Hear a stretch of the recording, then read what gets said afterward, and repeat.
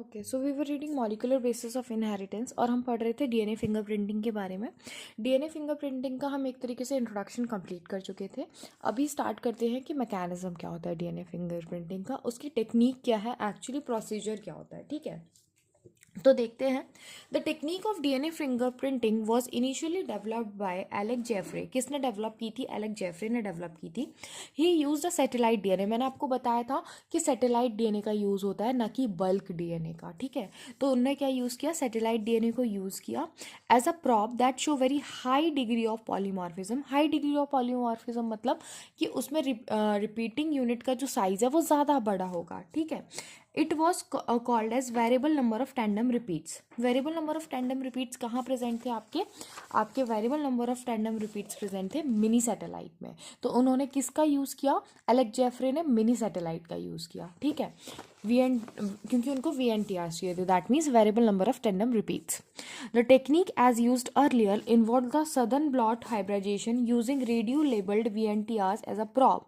ठीक है, तो उनने सदर्न ब्लॉटिंग का यूज़ किया था और रेडियो एक्टिव VNTRs को यूज़ किया था एज अ प्रॉप। ठीक है, प्रोसीजर देखते हैं। सबसे पहले तो उन्होंने क्या किया? आइसोलेशन ऑफ डीएनए, कि हम डीएनए को आइसोलेट करेंगे सबसे पहले, क्योंकि जब आप एक सेल, आपको कहीं पे भी क्या मिलेगा? एक सेल मिलेगा। ठीक है, तो उस सेल में से आपको डीएनए आइसोलेट करना पड़ेगा, उस डीएनए को उस सेल से निकालना पड़ेगा, है ना, by using different restriction endonuclease enzyme, जिससे हम आरएनएस का यूज़ करके आरएनए को डाइजेस्ट कर देंगे, प्रोटीन का यूज़ करके प्रोटीनेजेस का यूज़ करके प्रोटीन को डाइजेस्ट कर देंगे। तो एट द एंड हमें क्या मिल जाएगा? हमें हमारा डीएनए मिल जाएगा, जिससे हम डीएनए फिंगरप्रिंटिंग के प्रोसेस को आगे बढ़ाएंगे।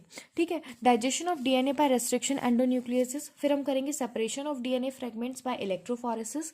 ठीक है, इलेक्ट्रोफोरेसिस प्रोसेस हम पढ़ चुके हैं बायोटेक में, कि कैसे आप इलेक्ट्रिक फील्ड लगा के डीएनए को उनके साइज के अकॉर्डिंग सेपरेट कर लेते हो। ठीक है, तो उसको हम क्या बोलते हैं? इलेक्ट्रोफोरेसिस बोलते हैं। उसके बाद transferring, that means blotting of a separated DNA fragments to synthetic membrane such as nitrocellulose या फिर नायलॉन। ये क्वेश्चन आपसे पूछा जाता है कि डीएनए को ब्लॉटिंग के टाइम पे कहाँ ट्रांसफर करते हैं। तो देखो, हमने एक प्लेट पे जो आपकी प्लेट है जो भी है, उस पर हमने क्या किया? इलेक्ट्रोफोरेसिस किया, पूरा आपका इलेक्ट्रिक फील्ड लगा के हमने डीएनए को उनके साइज के अकॉर्डिंग सेपरेट कर लिया। फिर हम क्या करेंगे? एक नाइट्रोसेल्यूलोज की मेम्ब्रेन लेंगे, ठीक है, फिर नायलॉन की एक मेम्ब्रेन लेंगे और उस पर वो डीएनए को क्या कर लेंगे? ट्रांसफर कर लेंगे। ठीक है, और वो ट्रांसफर करने के बाद क्या करेंगे?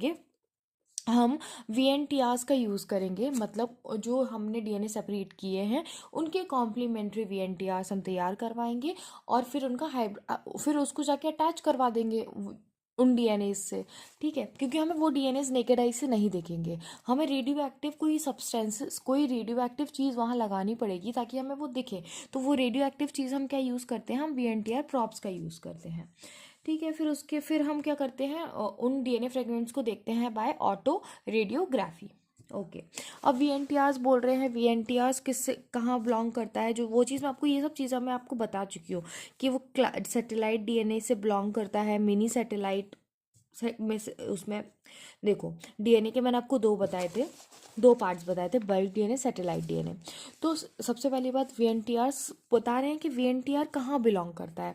तो VNTR सबसे पहले तो सैटेलाइट डीएनए का पार्ट है। सैटेलाइट डीएनए में भी किसका? मिनी सैटेलाइट का पार्ट है। ठीक है, यही चीज़ आपको एक्सप्लेन कर रहे हैं ये यहाँ पर पूरा। ठीक है, अब मैं आपको बताती हूँ कि डीएनए फिंगरप्रिंटिंग में एक्चुअली हुआ क्या। तो देखो, सपोज ये आपका सस्पेक्ट A है, ये आपका सस्पेक्ट B है, ये आपका सस्पेक्ट C है। सॉरी, ये आपका दो आपको ऐसा डाउट हो रहा है उन पे कि ये क्रिमिनल हो सकता है या फिर ये क्रिमिनल हो सकता है। ठीक है, वो A और B। ठीक है, आपने देखा क्राइम सीन पे आपको ये सेल मिला, एक बाल मिला किसी का। ठीक है, उससे आपने देखा कि ओके, ये आपने उसका क्रोमोसोम का पूरा डीएनए फिंगरप्रिंटिंग जो प्रोसेस मैंने आपको एक्सप्लेन की, उसके थ्रू आपने ये पूरा एक प्रिपेयर कर लिया। ठीक है, फिर आप देखोगे कि जो ये क्राइम सीन पे जो मिला है वो A से मैच कर रहा है या B से मैच कर रहा है। ठीक है, तो देखो यहाँ पे ये सबसे ज़्यादा किससे मैच कर रहा है? देखो किससे मैच कर रहा है? ये आपका मैच कर रहा है B से, तो ये आपका क्रिमिनल कॉल हो गया, B आपका क्रिमिनल हो गया। ठीक है, तो ये प्रोसीजर आपको याद रखना है और ये चीज़ जो है वो मैंने अभी आपको एक्सप्लेन की कि आपको फिर देख